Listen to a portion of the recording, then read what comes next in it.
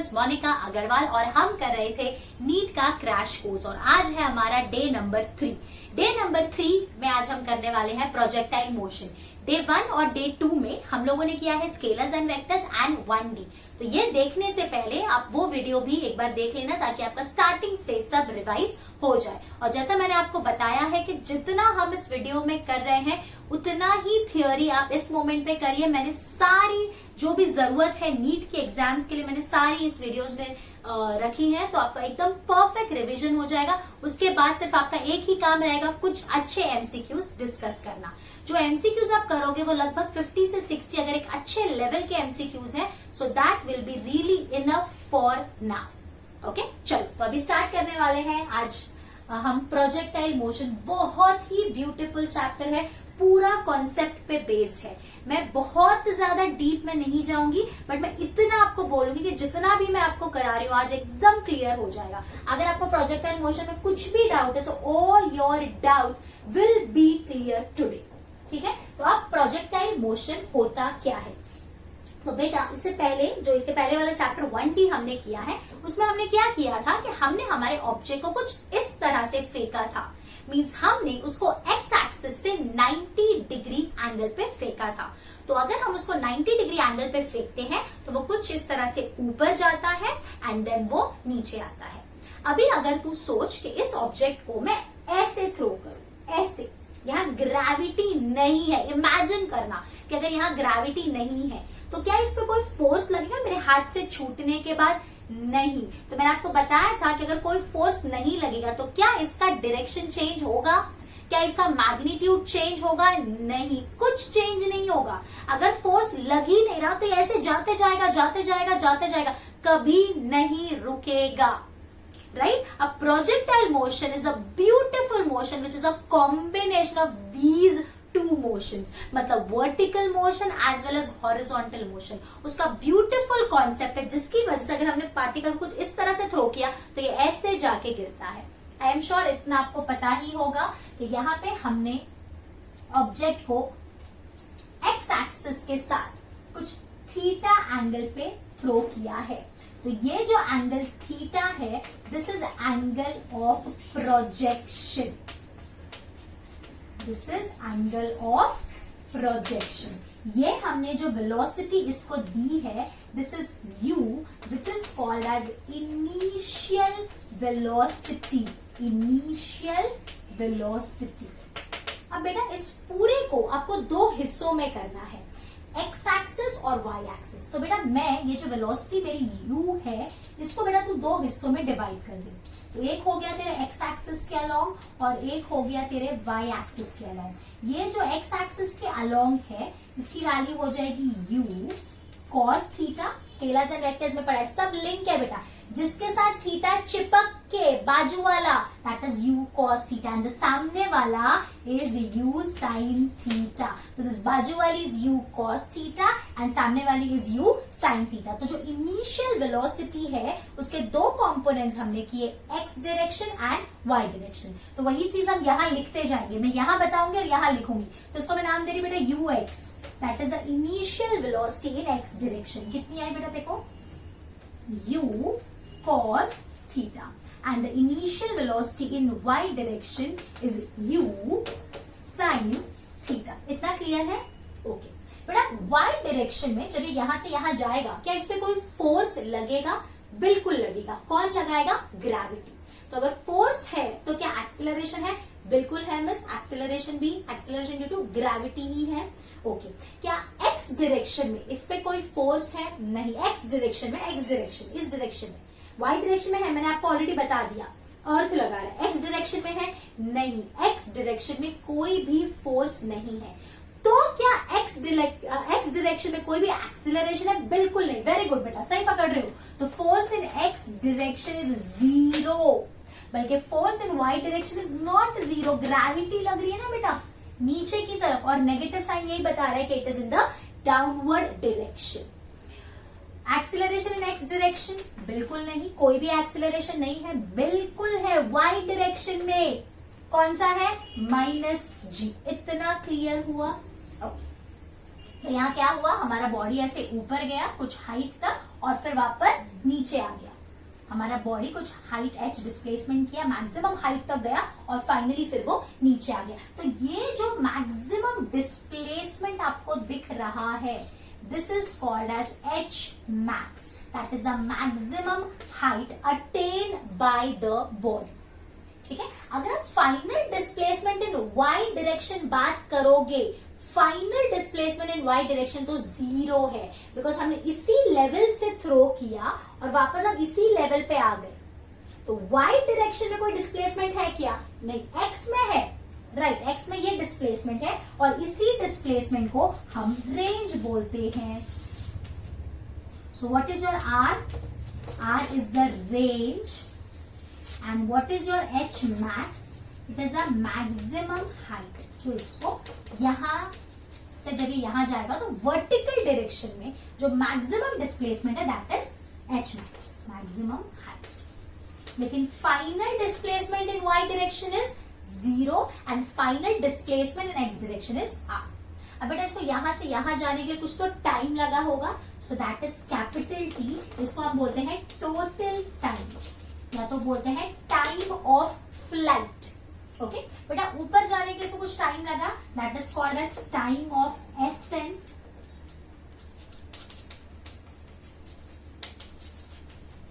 और फिर नीचे आने के लिए कुछ टाइम लगा, इसको बोलते हैं टाइम ऑफ डिसेंट। इतनी चीजें टर्मिनोलॉजीज आई एम श्योर आपको क्लियर हो गई होंगी। अब बेटा ध्यान से सुनना, मैंने तुझे क्या बोला कि x डायरेक्शन में कोई भी फोर्स नहीं लग रहा है, कोई भी एक्सीलरेशन नहीं हो रहा है, सो this is a non accelerated motion. अगर नॉन एक्सेलरेटेड मोशन है तो 1D में जरा याद करो कि मैंने बताया था सिर्फ एक ही फॉर्मूला होता है, displacement is velocity into time. और ये जो y एक्सिस वाला है, this is a uniform accelerated motion, तो इसमें काइनेमैटिक्स लगेंगी। तो x में काइनेमैटिक्स की कोई जरूरत नहीं है, बिकॉज यहाँ पे वेलोसिटी कांस्टेंट है, एक्सेलरेशन 0 है। लेकिन जब हम y एक्सिस की बात करेंगे तो यहाँ पे यूनिफॉर्म एक्सेलरेशन होगा, so in y axis, along y axis we will use kinematics equation. Okay, अभी आगे बढ़ते हैं बेटा। सपोज कुछ टाइम हो गया t, हाँ कौन सा कलर लूं, चलो पिंक ले लेते हैं। हम यहाँ t टाइम के बाद हम यहाँ पहुंच गए, तो ये मेरी बेटा वेलोसिटी है, ठीक है। और ध्यान से सुना, बहुत ध्यान से, ये मैंने x डायरेक्शन में कितना डिस्प्लेसमेंट किया बेटा x, और ये मेरा y डायरेक्शन में डिस्प्लेसमेंट है y। तो मैंने x में इतना चल लिया x और y में इतना डिस्प्लेसमेंट हुआ। यहाँ पहुंचते पहुंचते बेटा मुझे कुछ तो समय लग गया होगा, let this time be equals to t time में हम यहाँ पहुंच गए। अब ये जो वेलोसिटी v है, इस जगह पे जो ये एंगल बना रही है, इस जगह पे let this angle be phi, ठीक है। कुछ भी एंगल, यहाँ एंगल थीटा था, ऑब्वियसली एंगल चेंज होगा। क्या होता है ना बेटा, ऊपर जाते जाते तेरा x डायरेक्शन में कोई फोर्स नहीं है, तो उस डायरेक्शन में बेटा जो वेलोसिटी है वो चेंज नहीं होने वाली है। लेकिन y डायरेक्शन में तो फोर्स लग रहा है और y डायरेक्शन में फोर्स नीचे की तरफ लग रहा है, तो धीरे धीरे इसकी स्पीड y वाली कम होते जाती है। देखना भी समझेगा। तो मैंने इसको v को 2 कंपोनेंट्स लिए, देखो यहाँ ये बड़ा था ना, ये छोटा हो गया, लेकिन ये जो है ना ये उतना ही है, इसमें चेंज नहीं आएगा। v है बेटा, ये यहाँ पे कितना एंगल बना रहा है x एक्सिस के साथ फाई, तो ये जो x कंपोनेंट होगा इसका, ये v cos फाई और ये v sin फाई। इतना समझा? ओके। और ये डिस्प्लेसमेंट t टाइम के बाद है x और ये है y डायरेक्शन में y ले लिया। t टाइम के बाद इसकी x डायरेक्शन में वेलोसिटी v cos फाई है और y डायरेक्शन में वेलोसिटी v sin फाई है। अब इसको मैं और तरीके से भी बताती हूँ बेटा। आफ्टर टाइम t, तो बेटा जो वेलोसिटी है vx, वो उसको ऐसे समझो कि ये जो x डायरेक्शन में वेलोसिटी है, क्या वो चेंज होने वाली है? नहीं, बिकॉज कोई फोर्स ही नहीं लग रहा, तो वो यही होगी u cos थीटा। तो हम लिख सकते हैं vx is u cos theta. और अगर सपोज तुझे ये v और फाई पता है तो आप ऐसे भी लिख सकते हो v cos फाई। तो बेसिकली मैं ऐसा बोलना चाहती हूँ, this u cos theta is equal to v cos phi. इतना समझा? x डायरेक्शन की वेलोसिटी कभी भी चेंज नहीं होगी in projectile motion because there is no force, no acceleration. मैं सेम चीज बार बार रिपीट कर रही हूँ ताकि जब मैं बार बार बोलूं तो ये चीज आपके दिमाग में जाके बैठ जाए, ठीक है। अब बेटा अगर अपन मैं y डायरेक्शन की बात करूं तो वी वाई, अगर देखो v और फाई पता है तो v साइन फाई डायरेक्ट लिख दे, बट यूजुअली आपको ये v और फाई नहीं पता होगा। आपको इनिशियल कंडीशंस दी होंगी और आपको टाइम दिया होगा। तो बहुत ही सिंपल है बेटा, ये कैसा मोशन है तेरा, एक्सिलरेटेड मोशन है। तो एक्सिलरेटेड मोशन में काइनेमैटिक्स लगता है तो v is u plus A T लगा दे, तो V Y is U Y plus A Y into T. So V Y initial velocity in y direction is u sine theta minus Q minus because A Y जो है बेटा वो तेरा minus है, minus G T. So this is the velocity in y direction after time t। तो ये हमको we Y मिल गया और ये हमारा वी एक्स ये भी है, बट ये हम यूज नहीं करते हैं। अब इसमें क्या पूछ लेते हैं बेटा, और सुनना ध्यान से। सपोज आपको ये एंगल पूछ लिया फाई, तो tan फाई कैसे निकालोगे? So tan phi will be V Y by V X. तो वी वाई क्या है बेटा अपना, वी वाई है ये पूरा term u sine theta minus G T divided by u cos theta. तो अगर t टाइम के बाद जो वेलोसिटी है उसने x एक्सिस के साथ कितना एंगल बनाया तो उसके लिए हम ये यूज करेंगे। मैं पूरा कॉन्सेप्ट आपको एकदम मस्त करा रही, ध्यान से सुनिए। उसके बाद अगर वेलोसिटी इन y डायरेक्शन पूछा तो ये वाला फॉर्मूला यूज होगा। वेलोसिटी इन x डायरेक्शन पूछा तो मोस्टली ये वाला यूज होगा, ऊपर वाला, ये कम यूज होगा। उसके बाद अगर आपको नेट वेलोसिटी पूछा, नेट वेलोसिटी, अब देखना vx और vy जो है वो परपेंडिकुलर है, तो जो नेट वेलोसिटी है वो हमको कुछ इस तरह से निकालनी चाहिए, vx square plus vy square, बस वही लगा दो। पूरे कॉन्सेप्ट तेरे क्रिस्टल क्लियर होंगे, दोनों वेलोसिटीज परपेंडिकुलर है तो ये स्केलर्स एंड वेक्टर्स आ गया। समझ में आ रहा है कैसे रिलेशन होता है, चैप्टर फिजिक्स में किस तरह से लिंक होते हैं। तो vx क्या है बेटा तेरा ये, तो u cos थीटा का स्क्वायर प्लस vy की जो वैल्यू है वो सब्स्टिट्यूट कर दी, u sine theta minus G T the whole square. अब इसको सॉल्व करेंगे तो आंसर आ जाएगा, समझा? Okay, make a note of this. Okay, तो अभी बेटा हम लोगों ने जो देखा वो वेलोसिटी देखा। अभी आगे बढ़ते बेटा मैंने आपको जैसे बताया कि टी टाइम में हमने जो x डायरेक्शन में डिस्प्लेसमेंट किया है वो है x और y डायरेक्शन में जो डिस्प्लेसमेंट है वो कितना है y। तो ध्यान से सोच बेटा, मैंने देखो क्या बताया कि x डायरेक्शन का जो मोशन है it is a non accelerated motion, मतलब इस डायरेक्शन में एक्सेलरेशन है ही नहीं। तो जो डिस्प्लेसमेंट होता है उसका तेरे पास सिर्फ और सिर्फ एक ही फॉर्मूला है, वेलोसिटी इनटू टाइम। तो ये वेलोसिटी कितनी है x डायरेक्शन में, u cos थीटा, और हम यहाँ कितने टाइम में पहुंचे, t टाइम में, तो ये हो जाएगा x is equal to u cos theta into t। अभी हम y की बात करेंगे ना, y direction, this is an accelerated motion, तो यहाँ काइनेमैटिक्स लगाना पड़ेगा। तो इनिशियल वेलोसिटी तुझे पता है बेटा, t टाइम लगा, तो s is equal to U T plus half A T square, वो वाला फॉर्मूला मैं लगा रही हूँ। तो बेटा y हो गया तेरा, मैं लिख देती हूँ U Y into T plus half A Y T square. So y is equal to U sine theta T minus half G T square. ये हम लोग को y की एक इक्वेशन मिल गई और ये हमको x की इक्वेशन मिल गई। अभी अगर आपको पूछा कि डिस्प्लेसमेंट कितना होगा, तो ये x है ये y है, तो नेट डिस्प्लेसमेंट निकालना आता है। सो द नेट डिस्प्लेसमेंट, क्या लिखूं, सिंबल s नेट लिख दूं। So the net displacement is under root of x square plus y square. So the net displacement will be u cos theta t का square plus y square, where y is this term, जगह कम हो गई हमारे पास, u sine theta minus half G T square और इस पूरे का स्क्वायर। ओके, तो ये हालांकि बहुत ही कम पूछते हैं, बट मैंने आपको बता दिया अगर नेट डिस्प्लेसमेंट पूछा तो इस तरह से निकाल सकते हैं। आगे देख बेटा, यहां से तू, अभी मैं ना इक्वेशन निकाल रही हूँ, बेसिकली x और y का क्या रिलेशन है, तो क्या मैं यहां से बोल सकती हूँ that time is x upon u cos theta, substitute कर दे, y is u sine theta और टाइम की जगह ये हो गया x by u cos theta minus half g x square by u square cos square theta। बेटा ये u और ये u कैंसिल हो गया, तो मुझे यहां से y का एक इक्वेशन मिल रहा है, that is x tan theta minus g x square by 2 u square cos square theta। तो ये हमारा रिलेशन है between y and x। I hope this is clear to you. Please make a note. यहाँ पे अगर आप देखोगे, इसको आप कंपेयर कर सकते हो, तो वहां पे ये पैराबोला की इक्वेशन आती है। इसके वजह से ये जो शेप यहाँ पे फॉर्म हो रहा है, this is a parabolic shape. बहुत ही ब्यूटीफुल कॉन्सेप्ट है। अगर आपको समझ में आया तो मजा आता है इसके क्वेश्चन सॉल्व करने में। एंड आई एम श्योर अभी आप लोग को पूरा क्रिस्टल क्लियर हो गया होगा। ओके, एक और इक्वेशन हमारी रह गई है, जगह कम था इसलिए मैंने वहां लिखा नहीं। अभी मैं आपको बताती हूँ, ये बहुत ही इंपॉर्टेंट इक्वेशन है और इसके ऊपर ये एमसीक्यू के लिए बहुत ज्यादा इंपॉर्टेंट है। तो y is x tan theta, ये आपको याद कर लेना है खाली, 1 minus x by r, where r is what, it is the range. उसका फॉर्मूला क्या है, बिल्कुल बेटा अभी करने वाले हैं। तो फिलहाल खाली तू ये फॉर्मूला तेरे दिमाग में डाल।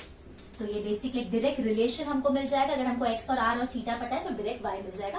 कहीं ऐसे एमसीक्यू आते हैं जहां पे ये हम यूज कर सकते हैं। So this is our short trick, ठीक है। तो ये हमारी शॉर्ट ट्रिक है। अभी बेटा आगे बढ़ते हैं। अभी जैसे मैंने आपको बताया, हम जैसे जैसे ऊपर जाते हैं, जो वर्टिकल वेलोसिटी है वो हमारी कम होती जाती है। At the highest point the vertical velocity is 0। मतलब इस जगह पे सिर्फ और सिर्फ तेरी हॉरिजॉन्टल वेलोसिटी बची, that is u cos theta. और फिर वापस अपन नीचे आते हैं तो वर्टिकल वेलोसिटी बढ़ते जाती है।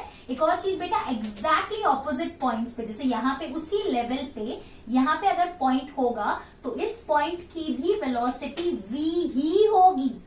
जिस वेलोसिटी से गया था उसी वेलोसिटी से वापस आता है। 1d याद होगा आप लोग को, ऊपर जब अपन फेंकते हैं तो जिस वेलोसिटी से फेंकते हैं उसी से वापस आता है। उसी तरह से सेम लेवल पे यहाँ वेलोसिटी v तो यहाँ भी वेलोसिटी v।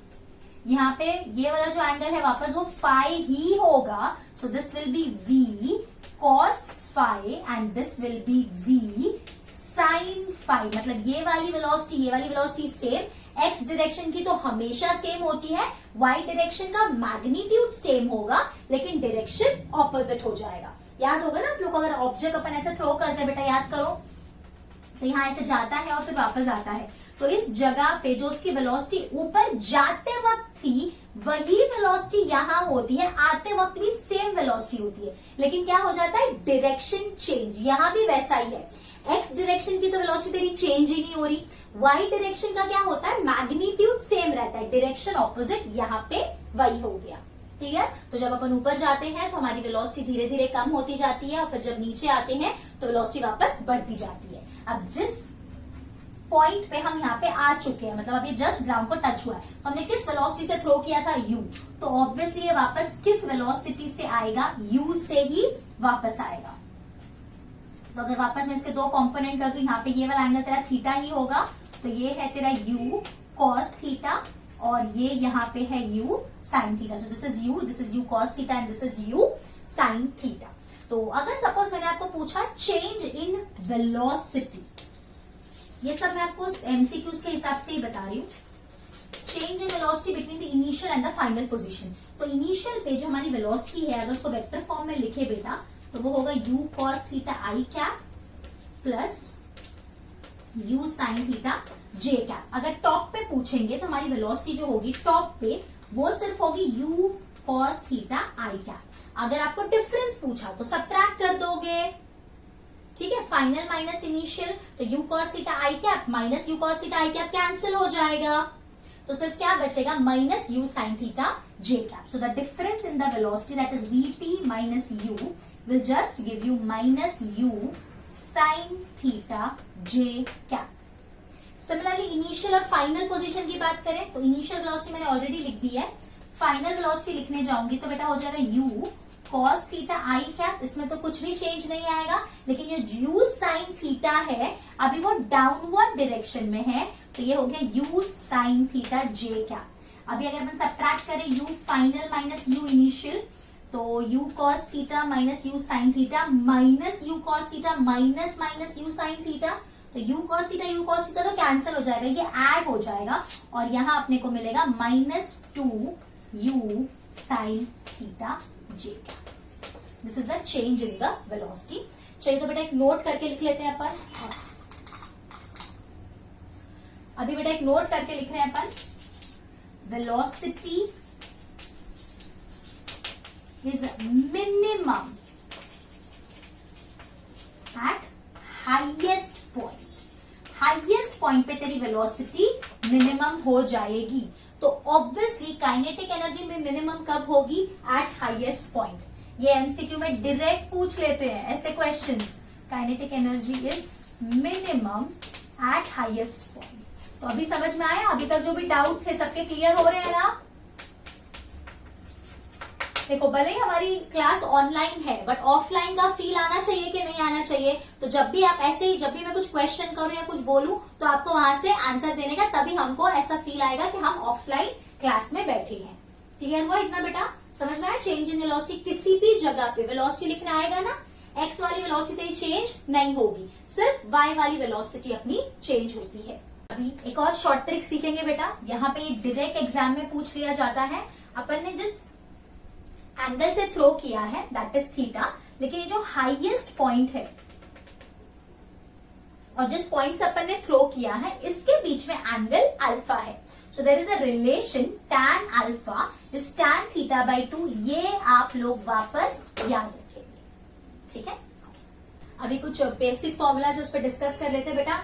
नीचे से ऊपर गया और ऊपर से वापस नीचे आया तो जो टोटल टाइम लगा उसको अपन क्या बोलते हैं? Time of flight. तो इसका जो सिंबल है वो है कैपिटल टी और उसका फॉर्मूला है बेटा तेरा 2u साइन थीटा बाय जी। इसी की शायद आपको पता होगा 2u बाय जी। और इस बार जो अपनी वर्टिकल वेलोसिटी है वो कौन सी है? u sine theta. तो 2u साइन थीटा बाय जी, या तो इसको लिख सकते हैं 2u y by G. That is the velocity in the vertical direction, ठीक है? टाइम ऑफ एसेंट बेटा, ऊपर जाने के लिए जितना टाइम लगता है ना वो टोटल टाइम का हाफ होता है।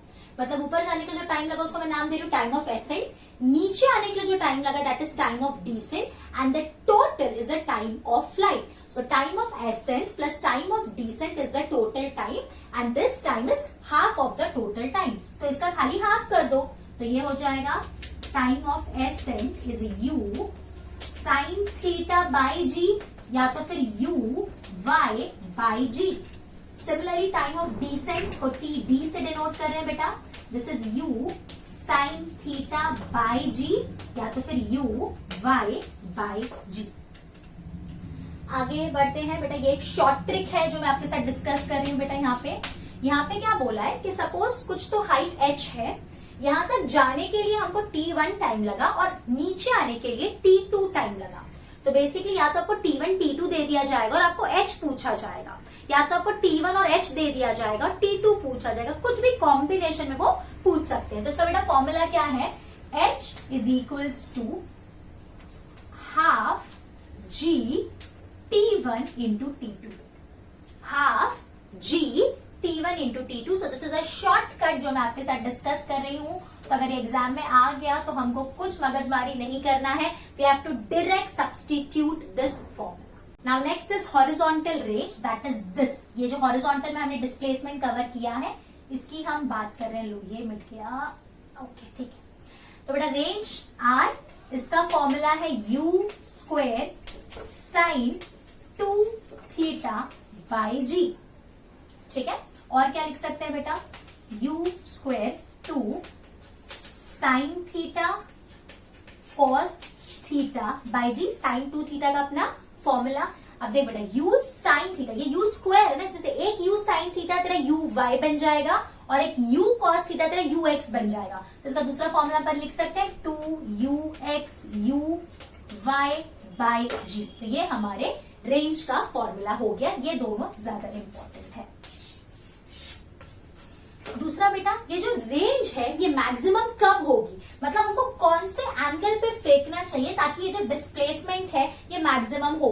बेसिकली कि अगर हमको किसी एक जगह से दूसरी जगह कुछ फेंकना है। जैसे बेसिकली जब वॉर होता है तब क्या करना पड़ता है हमको कुछ बॉम्ब वॉम्ब यहाँ से वहां फेंकने पड़ते हैं। तो ऐसा ना हो कि भाई बॉम्ब, अगर उसने फिजिक्स पढ़ा ना हो, बॉम्ब फेंकने के अपनी कंट्री में ही, खुद की कंट्री में, जिन भी दो कंट्रीज के बीच में वॉर हो रहा है उसी कंट्री में गिर गया, ऐसा तो नहीं होना चाहिए, इजंट इट। तो यहाँ पे रेंज बहुत इंपॉर्टेंट रोल प्ले करती है। तो वहां फिजिक्स का काम है कि हाँ भाई हमको कितने एंगल पे थ्रो करना चाहिए, तब जाके वो वहां पे गिरेगा, सीमा के उस पार। So basically this range is maximum when this term will be maximum. Sin 2 theta maximum होगा तब। Sin 2 theta maximum कब होता है? When the angle is 90 degree. So basically this 2 theta should be 90. So theta is 45 degree. MCQ के लिए again important. So the range is maximum at 45 degree. और वो time पे जो रेंज होती है वो कितनी होती है बेटा तेरी? U square by G. ये रेंज होती है। This is the maximum range. तो मैं R max लिख देती हूँ। दूसरा बेटा मैक्सिमम हाइट। मैक्सिमम हाइट मतलब ये, इसका फॉर्मूला लिख रहे हैं तो इसको मैं लिखती हूँ H max. This is U square sin square theta by 2G. 2G, that is H max is equals to U y का स्क्वायर, U sin थीटा तरह U y होता है तो U y square by 2G।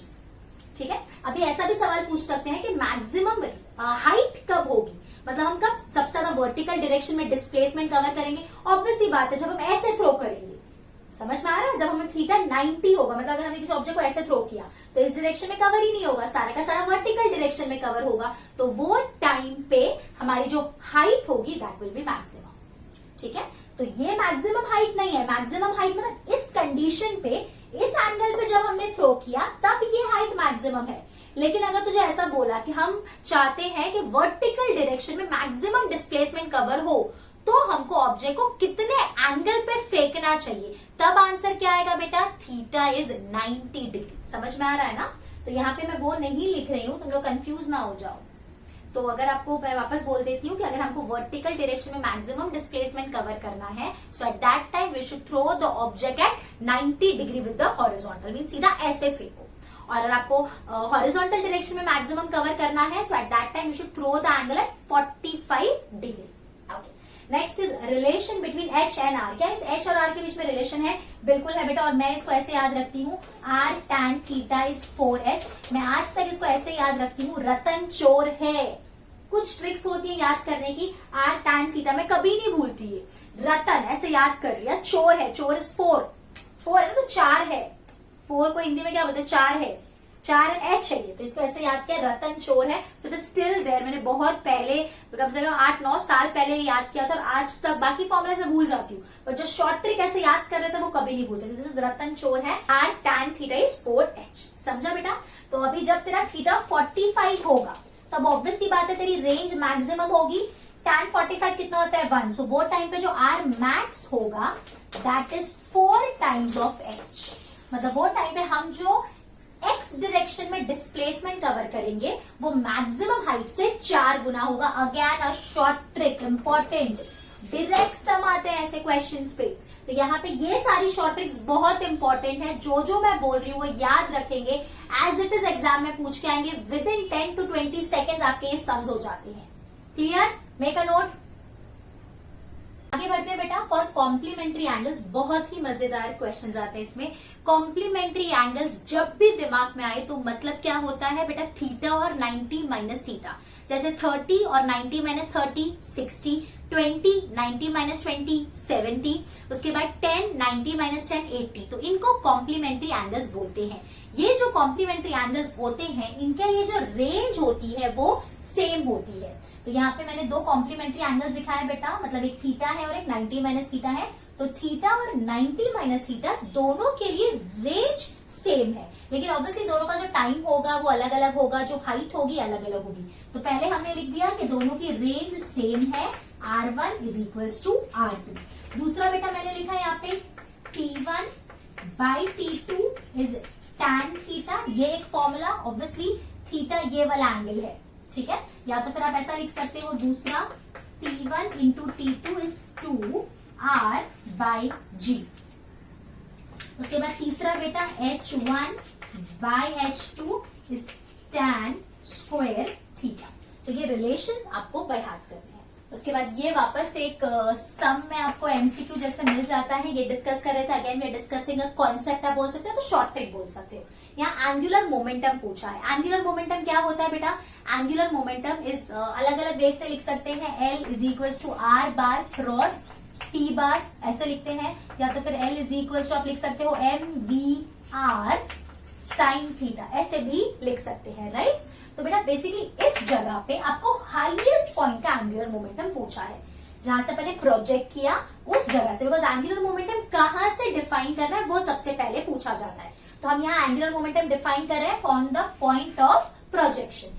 किसके about ढूंढना है, मतलब height, maximum height का ढूंढना है। तो मैक्सिमम हाइट पे बेटा सिर्फ एक ही वेलोसिटी होती है तेरी, that is the horizontal velocity, because vertical velocity 0 हो जाती है, ये हमने पहले देख लिया। तो यहाँ जो वेलोसिटी थी तेरी वो थी u cos थीटा, उसको तूने मास से मल्टीप्लाई कर दिया तो वो बन गया मोमेंटम, ठीक है। अब इस पॉइंट के अबाउट ढूंढनी है तो हमने एक लाइन खींच दी, दैट इज r। यहाँ पे आपको r का वो वाला कंपोनेंट लेना है जो इसको परपेंडिकुलर हो। तो r के अगर मैं दो कंपोनेंट करूँ तो ये कंपोनेंट ये आएगा और ये आएगा, तो ऑब्वियसली ये जो h है that is the maximum height, ये इसको परपेंडिकुलर है। तो यहाँ कितना ब्यूटीफुल फॉर्मूला बन रहा है, देखो mu cos theta into h, where h is the maximum height. अभी बेटा देखो मैक्सिमम हाइट का फॉर्मूला याद होगा, mu cos theta, maximum height कितना था बेटा तेरा, u square sign square theta by 2g। तो अपन को यहाँ से फाइनली L का फॉर्मूला मिला, u cos थीटा को अपन लिख सकते हैं ux, u sin थीटा को अपन लिख सकते हैं uy, ये उसका स्क्वायर है, divided by 2g। So this is the beautiful formula of angular momentum, ठीक है। एक और चीज अभी यहाँ पे अपन डिस्कस करने जा रहे हैं, we are moving to the end of this projectile motion. Basically मैं इसका नाम बताना भूल गई बेटा, this is an oblique projectile motion. अब हॉरिजॉन्टल प्रोजेक्टाइल मोशन बाकी है, उसमें बहुत गिने चुने कॉन्सेप्ट है। बेसिकली यही सबसे डिटेलिंग में था और वो हमने कर लिया। कितना जल्दी हो गया, पूरा chapter revise with clear concepts, right. चलो अब बेटा यहाँ पे सपोज मैंने बोला कि मेरी काइनेटिक एनर्जी k है यहाँ पे, तो मेरी हाईएस्ट पॉइंट पे काइनेटिक एनर्जी कितनी होगी, इसके लिए भी मैं डायरेक्ट तेरे को एक फॉर्मूला दे रही हूँ, यूज कर लेना direct, that is initial kinetic energy into cos square theta. और हाईएस्ट पॉइंट पे पोटेंशियल एनर्जी कितनी होगी उसका भी फॉर्मूला दे रही हूं बेटा, k sine square theta. So these are direct formulas जो आप एज इट इज यूज करोगे आंसर आ जाएगा। What is this k? k is the kinetic energy at the point of projection. मैं लिख देती हूँ k is the initial kinetic energy, ऐसा लिख देती हूँ, initial kinetic energy and theta is the angle of projection. Clear? Okay, make a note. हम देखने जा रहे हैं हॉरिजॉन्टल प्रोजेक्टाइल मोशन। यहाँ भी कॉन्सेप्ट समझना है। हॉरिजॉन्टल प्रोजेक्टाइल मोशन देखा जाए तो हम बहुत अलग अलग तरीके से फेंक सकते हैं। यहाँ पे कैसा होता है, हम कुछ हाइट पे खड़े हैं, ठीक है, हम जैसे टावर पे खड़े हैं, किसी अपने घर में खड़े और हमने ऑब्जेक्ट को ऐसे थ्रो किया, ऐसे मतलब हमने उसको इस डायरेक्शन में वेलोसिटी दी, तो उसको हम बोलते हैं हॉरिजॉन्टल प्रोजेक्टाइल मोशन, ठीक है। चाहो तो आप इसको ऐसे भी थ्रो कर सकते हो या ऐसे भी थ्रो कर सकते हो, वो सब केस हम देखेंगे नहीं, अगर आएगा तो सिचुएशन के हिसाब से लगा लेना। अब मैं ये आपको एकदम अच्छे से डिटेल में करा देती हूँ। तो यहाँ पे हमने इनिशियल वेलोसिटी कितनी दी बेटा, u, सिर्फ x डायरेक्शन में वेलोसिटी दी। क्या हमने y डायरेक्शन में कोई भी वेलोसिटी दी है? बिल्कुल भी नहीं। तो हम ऐसा लिखेंगे, initial velocity in x direction is u and initial velocity in y direction is 0। Again x direction में कोई भी फोर्स नहीं लग रहा, so acceleration in x direction is 0 and acceleration in y direction is -g। अब बेटा suppose t time के बाद हम यहाँ पे कहीं पे पहुंच गए, ठीक है, आफ्टर टाइम t, तो ये हमारी वेलोसिटी है बेटा v, ये सपोज कुछ एंगल है theta, so this is v cos theta, और ये वाला जो एंगल है this is v sin theta, ठीक है बेटा। तो ये जो v है ये थीटा एंगल बना रहा है x एक्सिस के साथ, ये v cos थीटा होगा और ये v sin थीटा होगा। तो यहाँ पे जो डिस्प्लेसमेंट हमने कवर किया है वो x है, और हम जो नीचे आए हैं वो है y, और जो टोटल हमने कवर किया है नीचे आ गया, तो ये टोटल रेंज r है, और ये हाइट जहां से हमने फेंका है वो h है।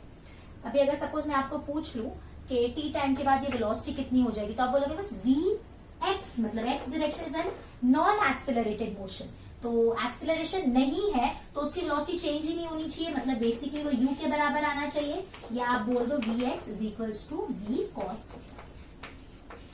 ठीक है, लेकिन बेटा अगर अपन y डायरेक्शन की बात करें, so y direction is an accelerated motion, तो यहां तो लगना चाहिए V Y is equals to U Y plus A Y into T, but initial velocity तेरी जीरो है, तो ये तो बेटा गोल हो गया तेरा, तब क्या बचा वी वाई में, वी वाई हो गया तेरा minus ji into T.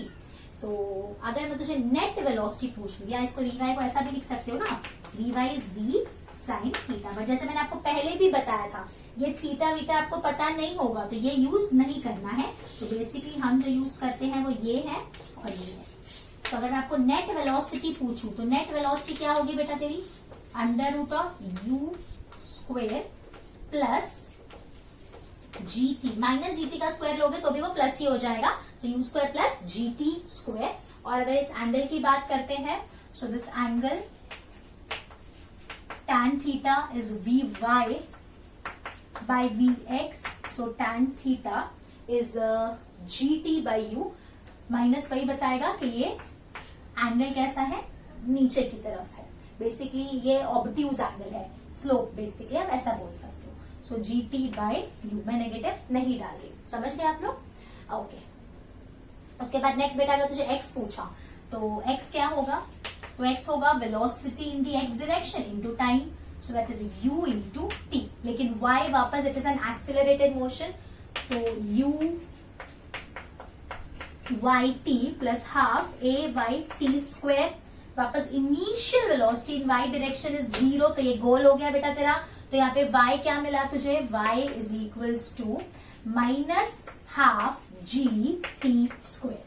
So this is the displacement in the x direction and this is the displacement in the y direction। अगर net displacement पूछेंगे तो वही अपना method under root of u t का square plus half G T square the whole square. Concept लगाओ बेटा, concept. तो यहाँ पे बेसिकली जो नेट होगा अपना वो कुछ ये होगा, this is the S net.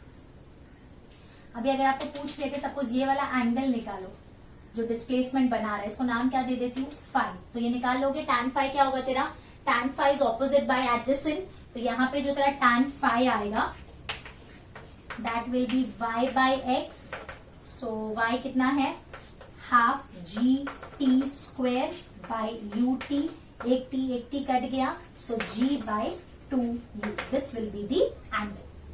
Phi निकाल लोगे ना, tan वो साइड चला जाएगा। उसके बाद और क्या बेटा, हाई के हम लोग रिलेशन भी निकाल सकते हैं x और y के बीच में, तो जो टाइम कितना मिला बेटा, x बाय यू, तो सब्सटीट्यूट कर दे, तो y क्या हो जाएगा, minus half G X square by U square. तो ये यहाँ पे एक रिलेशन मिल गया y और x के बीच में। समझ में आया?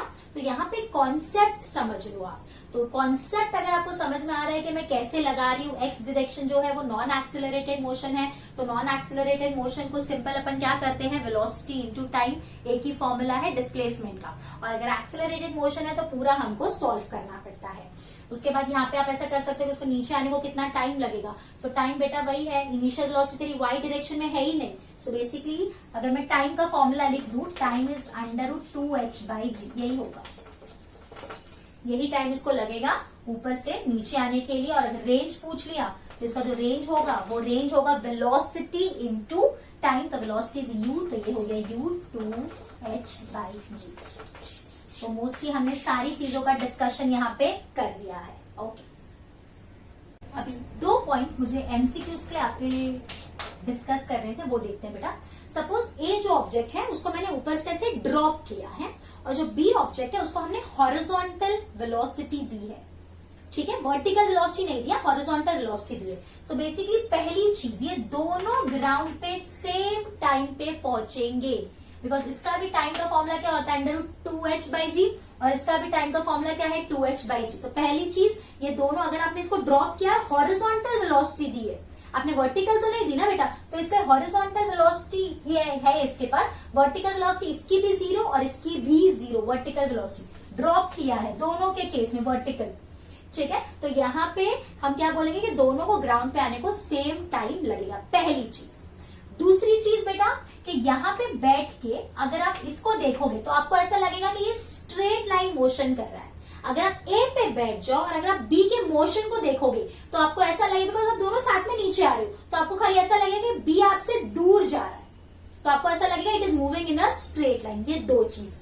तीसरी चीज, ये अगेन एक मिसकंसेप्शन है, जैसे अगर सपोज हम सेम लेवल पे हैं, ग्राउंड से h हाइट ऊपर, और हमने स्पीड ऐसे यू दी, हमने ऐसे यू दी, ऐसे यू दी, ऐसे यू दी, अलग अलग में, तो क्वेश्चन है कि क्या नीचे आते वक्त इनकी काइनेटिक एनर्जी कितनी होगी और क्या सबको सेम टाइम लगेगा क्या अलग अलग। तो पहला सवाल बेटा, जो काइनेटिक एनर्जी है यानी बेसिकली जो सबकी स्पीड है, स्पीड का मैग्नीट्यूड की बात करें, ऑब्वियसली वेलोसिटी के मैग्नीट्यूड, सबकी स्पीड सेम होंगी। शॉक, ऐसे कैसे?